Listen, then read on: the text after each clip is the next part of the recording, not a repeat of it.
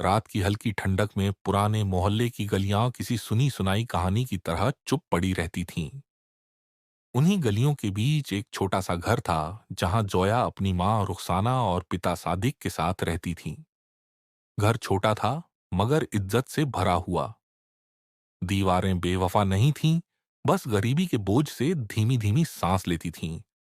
रुखसाना रोज सुबह उठकर चूल्हा जलाती, रोटियां बनाती, फिर जोया के बाल हल्के हाथों से संवारती और हमेशा एक ही बात कहती, बेटियों की नसीब अल्लाह के हाथ में होती है, पर हम दुआ से उसमें रोशनी भर सकते हैं।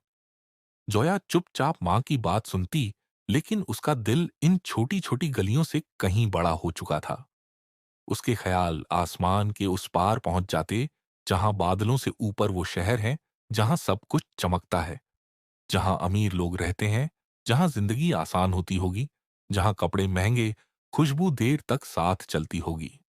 जोया ऐसे पलों में अक्सर सोचती, अगर मेरे पास पैसा होता, अगर मैं किसी बड़े शहर में होती, तो मैं भी अपनी जिंदगी का फैसला खुद करती।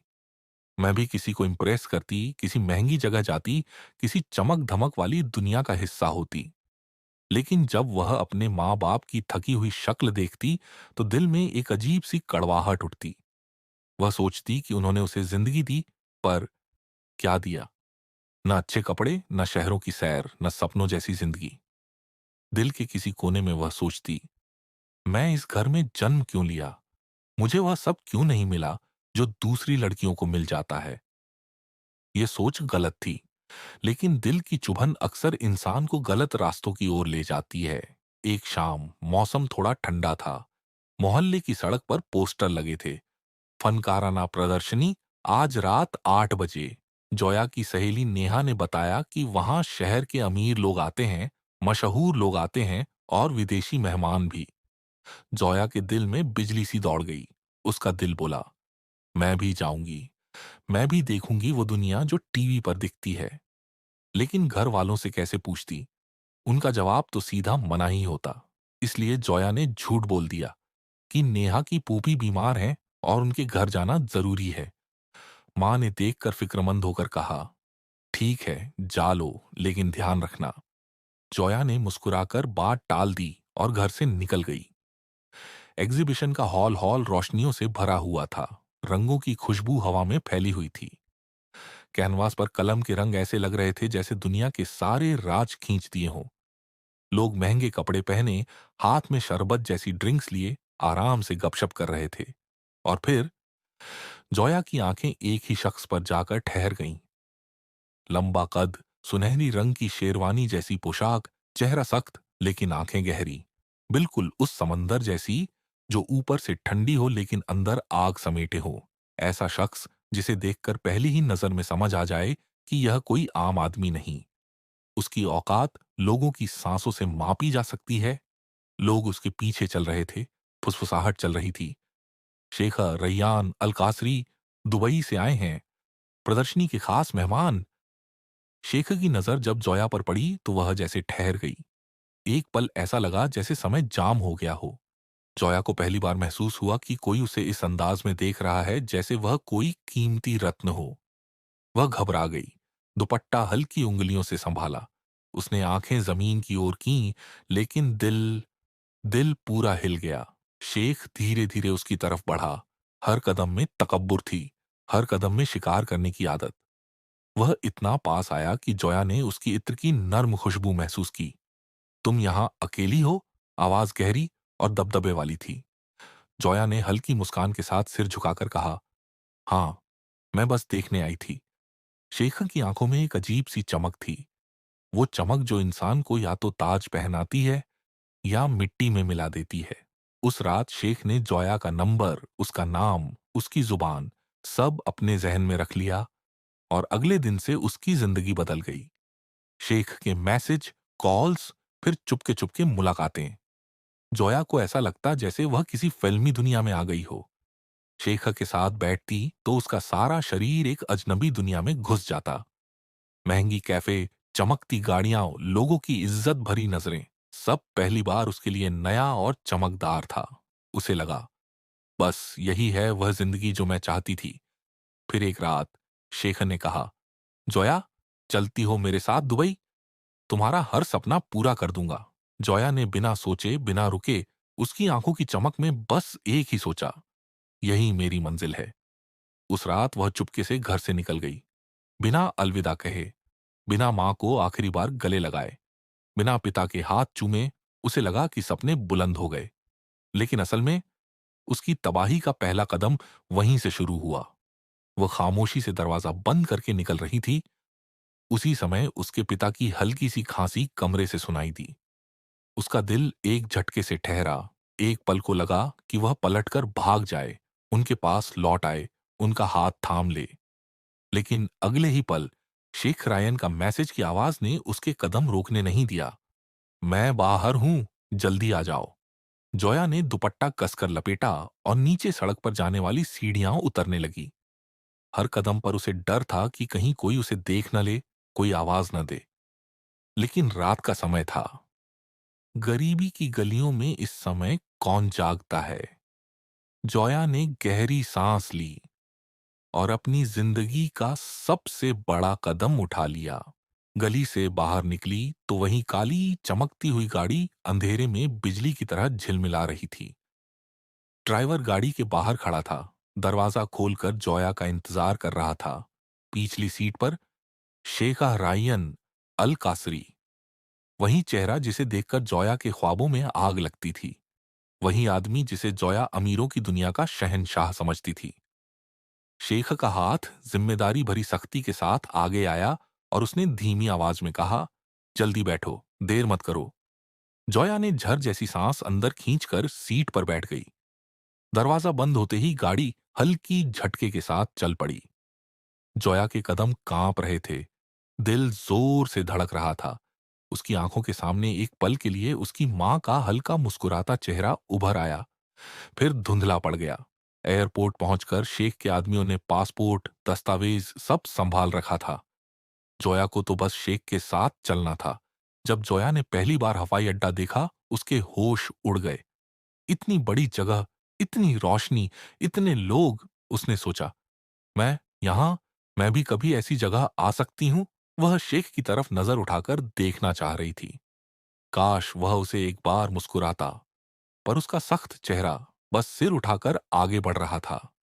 रयान ने एक पल के लिए पीछे देखा और कहा, जरा पास रहो, तुम मेरी जिम्मेदारी हो। जोया का दिल उस शब्द जिम्मेदारी पर अजीब सा बहक गया।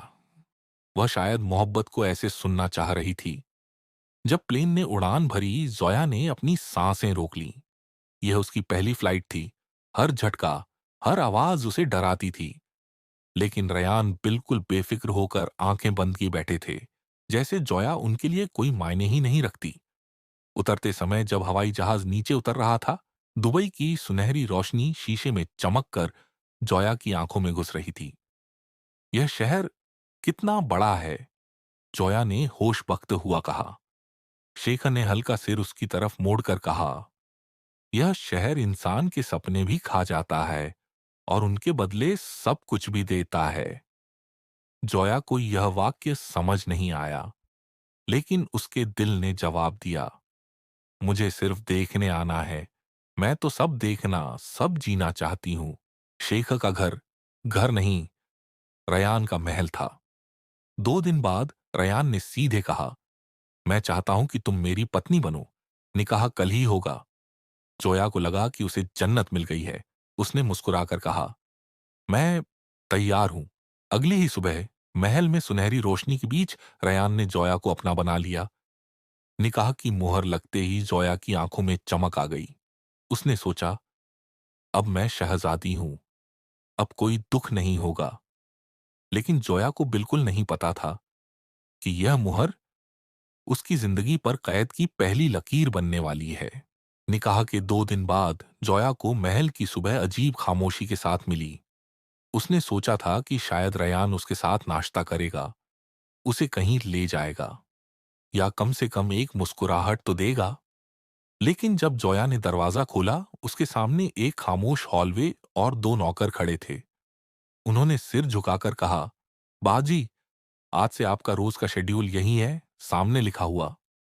जोया ने हैरानी से कागज लिया। उस पर सिर्फ एक लंबे दिन का हिसाब लिखा था।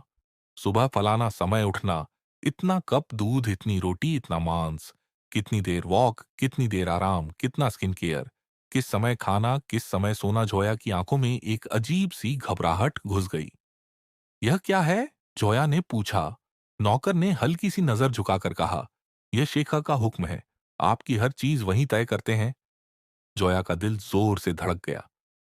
मैं अपनी मर्जी से कुछ नहीं कर सकती। नौकर ने बस इतना कहा, बाजी, ये शेखा का घर है, यहां हर चीज उनकी मर्जी से होती है।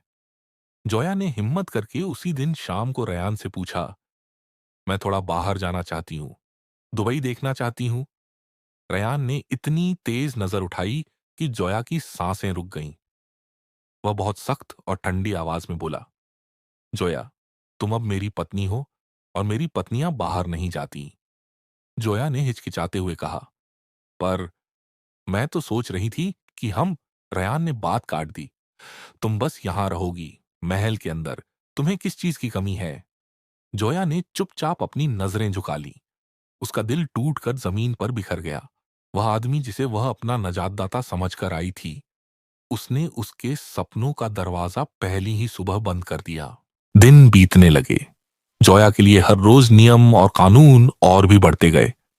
नौकर उसके सामने सलाद, नट्स और न जाने कौन कौन सी जड़ी बूटियां लाते। जोया कहती, मुझे खाने में ऐसा कुछ नहीं चाहिए, ये मुझे नहीं खाए जाते। एक दिन जोया ने डरते डरते पूछा, क्या यह सब खाना जरूरी है? मैं अपनी मर्जी से कुछ नहीं खा सकती? नौकर ने धीमी आवाज में कहा, बाजी, शेखा का हुक्म है कि आप यहीं खाएं, आपका वजन नहीं बढ़ना चाहिए। जोया का दिल धड़क कर रुक गया। क्या? क्यों? नौकर बेचैन हो गया। बाजी, शेख की पहली पत्नियां भी इसी तरह, मतलब वो सब भी। उसने बात पूरी नहीं की। महल में बहुत लंबी गैलरी थी, हर दरवाजा बंद, हर पल खामोशी। जोया ने नौकरों से बात करने की कोशिश की, लेकिन हर कोई सख्त चेहरों के साथ बस यही कहता, बाजी, हमसे मुलाकात मत करें, यह शेखा का हुक्म है। जोया को लगा कि वह जन्नत में नहीं बल्कि कैद में आ गई है। एक शाम जोया अपने कमरे के दरवाजे के पास खड़ी थी जब उसने नीचे हॉल में 4 औरतों को देखा। उनके चेहरों पर उदासी थी, आंखें थकी हुई थीं और शरीर भारी भरकम। उनके पास नौकर खामोशी से खड़े थे। जोया ने हैरानी से एक औरत से पूछा, आप लोग कौन हैं? उनकी आंखों ने जोया को देखा, फिर जमीन को। एक ने धीमी आवाज में कहा, हम भी शेख की पत्नियां हैं। जोया की सांसें रुक गईं। जिस आदमी को वह अपना सब कुछ समझ बैठी थी, उसकी पहले से 4 पत्नियां थीं। उन्होंने ज्यादा बात नहीं की, जैसे उन्हें बात करने की इजाजत ही नहीं थी। जोया का दिल तूफान से भर गया। जोया अपने कमरे में लौटकर बिस्तर पर गिर पड़ी। आंखों से आंसू बहने लगे। उसने चिल्लाकर कहा, मैंने क्या सोचा था, क्या मिला? मैंने अपने माँ बाप को छोड़ दिया, उनकी कदर नहीं की, मैंने खुद को बिखेर दिया। उसकी सांसें तेज हो रही थीं। दिल टूटकर बार बार उसके सीने में गिर रहा था। उसने डरते डरते शेख से कहा, रयान, मैं अपने माँ बाप से बात करना चाहती हूं, बस एक बार। रयान अंदर आया, आंखों में सर्दी, लिबास महंगा, चेहरा पत्थर जैसा। जोया, उसने सख्त आवाज में कहा, यहां तुम्हारा कोई नहीं, तुम मेरी हो। अगर तुमने फिर माँ बाप का नाम लिया, अच्छा नहीं होगा। जोया ने जमीन पर गिरकर रोते हुए कहा, मैं उनसे सिर्फ एक बार सुनना चाहती हूं, उनकी आवाज। रयान ने उसकी बात काट दी। मैं तुम्हारा सब कुछ हूं, तुम्हारी दुनिया, तुम्हारा घर, तुम्हारी सांसें। यहां सिर्फ मेरी मर्जी चलेगी। उसने दरवाजा जोर से बंद कर दिया। जोया अंधेरे में रह गई। दिन महीने बन गए। महल और बड़ा लगने लगा। कमरे और सुनहरे हो गए, नौकर ज्यादा हो गए, लेकिन जोया का दिल, वह छोटा होता गया। उसकी आजादी खो गई, उसकी हंसी खत्म हो गई। एक दिन वह अपनी आंखों के आंसू पोंछकर खुद से बोली, मैंने अपने माँ बाप के प्यार को कभी समझा ही नहीं। मैंने दौलत को सब कुछ समझा, लेकिन जिंदगी की सबसे महंगी चीज आजादी होती है, और माँ बाप का प्यार। उसकी आवाज टूट गई। जो मांगने से नहीं, सिर्फ नसीब से मिलता है। और जोया का नसीब उस रात से बदल गया था जिस रात वह घर से चुपके से निकल गई थी। हमेशा याद रखो, जिस दौलत पर तुम्हारी आजादी का सौदा हो, वह दौलत नहीं, जंजीर होती है। और जिनके हाथ तुम्हें संभालते हैं, उन्हें कभी छोड़कर मत जाओ। माँ बाप का घर छोटा हो सकता है, लेकिन उसमें मोहब्बत सबसे बड़ी होती है।